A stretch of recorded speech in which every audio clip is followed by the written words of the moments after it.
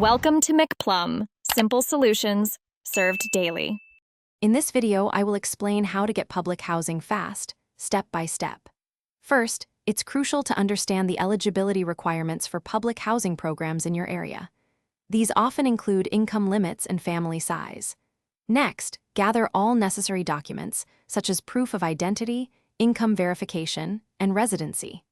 Finally, reach out to your local public housing authority to obtain an application form and understand their specific process. Once you have the application, fill it out completely and accurately.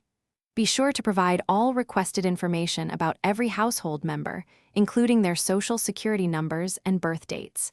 You'll also need to detail all income sources, assets, and any special circumstances. Double-check everything for errors before submitting it directly to your local public housing authority. A thorough application helps avoid delays.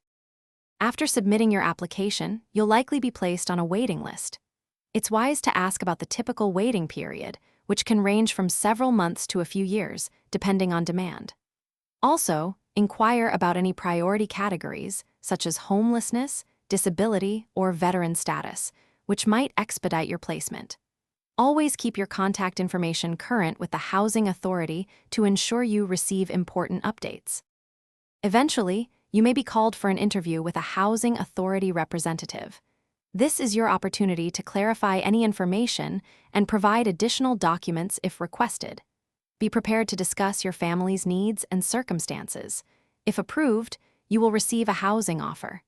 Carefully review the offer to ensure it meets your family's requirements before accepting. This final step brings you closer to securing stable housing. Thanks for watching. Stay juicy and subscribe.